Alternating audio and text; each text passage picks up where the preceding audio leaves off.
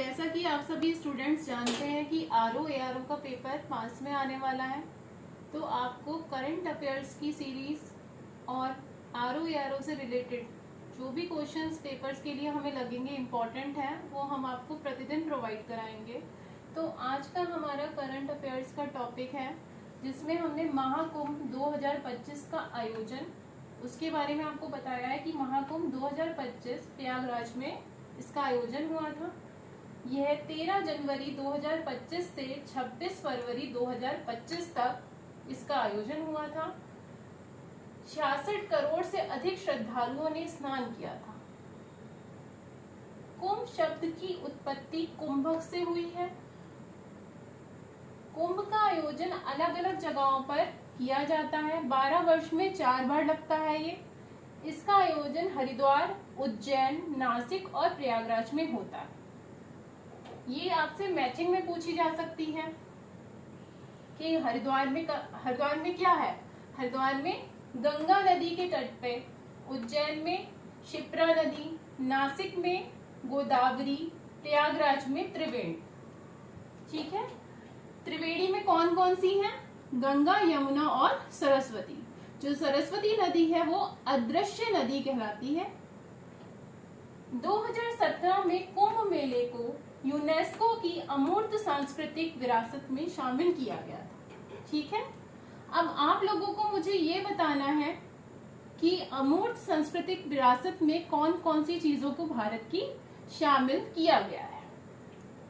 कुंभ मेले से रिलेटेड हमारे यहाँ इस बोर्ड पर आपको कुछ शब्द दिख रहे होंगे जो आपसे पेपर में पूछे जा सकते हैं, जैसे कलाग्राम। कलाग्राम क्या है? एक सांस्कृतिक स्थल है जो कुंभ मेले के लिए ही स्पेशली ये बनाया गया था। एक तकनीक है जिसका नाम है मियावाकी तकनीक। क्या नाम है? मियावाकी तकनीक। ये तकनीक जो है इसमें 56,000 वर्ग किलोमीटर में घने वनों का विकास किया गया है। ये जो तकनीक है ये जापानी तकनीक है। जो जापान के वनस्पति शास्त्री थे अकीरा मियावाकी, उन्होंने ये तकनीक का इजाद किया था। एक बसवार डंपिंग यार्ड भी कुंभ मेले के दौरान जो है वो बनाया गया है, जिसके अंतर्गत हरित क्षेत्र का विकास करना है। इसके अंतर्गत भी वन क्षेत्र का ही विकास करना है। तो ये जो शब्द हमने अभी देखे, कलाग्राम, मियावाकी तकनीक, बसवार, डंपिंग यार्ड, ये भी आपको मैचिंग में आ सकते हैं। ये शब्द भी आपसे मैचिंग में पूछे जा सकते हैं कि ऊपर नीचे रख देगा कि इस किससे मिलाना है। ऐसे ही कुंभ से रिलेटेड कुछ और हमारी टर्म है, जैसे कुंभ। कुंभ क्या है? 12 वर्ष में 4 बार इसका आयोजन होता है। अर्ध कुंभ 6ठे वर्ष में लगता है। यहाँ पर देखिए मेंशन किया हुआ है, कुंभ 12 वर्ष में 4 बार। अर्ध कुंभ 6ठे वर्ष, हर 6ठे वर्ष जो कहलाता है वो क्या कहलाता है? अर्ध कुंभ। जो इस बार आयोजन हुआ था हमारा जनवरी 2025 में, वो था महाकुंभ। महाकुंभ कब आता है? वो 144 वर्षों में एक बार इसका आयोजन जो होता है वो है महाकुंभ। माघ कुंभ क्या होता है? हर साल जो जनवरी फरवरी में लगता है उसे क्या कहते हैं? माघ कुंभ कहते हैं। हो सकता है कि ये भी मैचिंग में आपसे पूछा जा सकता है। तो आपको ये पता होना चाहिए कि अर्ध कुंभ क्या है, महाकुंभ क्या है और माघ कुंभ क्या है। अब इसी प्रकार से हम कुछ और अमूर्त विरासत सूची में शामिल करने का उत्तर प्रदेश के अंतर्गत कुछ चीजों को अमूर्त सांस्कृतिक विरासत सूची में शामिल किए जाने का प्रयास किया जा रहा है। अभी योगी जी ने इस चीज पर चर्चा की थी हाल ही के दिनों में, जिसमें से कन्नौज, सबको पता ही है कि कन्नौज किस लिए प्रसिद्ध है। कन्नौज हमारा इत्र निर्माण के लिए प्रसिद्ध है, तो इत्र नगरी भी कहलाती है कन्नौज। तो कन्नौज जो है, कन्नौज के इत्र को अमूर्त सांस्कृतिक विरासत में शामिल करने की बात की जा रही है।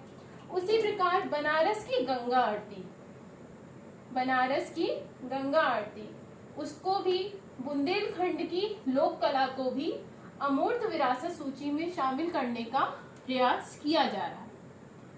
ठीक है, 19 मार्च 2025 को हाल ही में किसान क्रेडिट कार्ड, जो किसान क्रेडिट कार्ड योजना थी, उसका विस्तार किया जा रहा है। किसान क्रेडिट कार्ड योजना के अंतर्गत जो विस्तार हो रहे हैं उन क्षेत्रों का नाम है पशुपालन, मत्स्य पालन और डेयरी। इसे हम किसान क्रेडिट कार्ड योजना का विस्तार कर रहे हैं इस क्षेत्र में।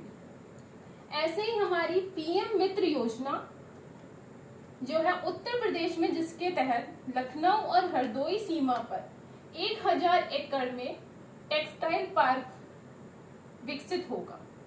इसमें जो टेक्सटाइल पार्क विकसित होगा वो किसके लिए होगा? वस्त्र उद्योग के लिए निर्मित होगा।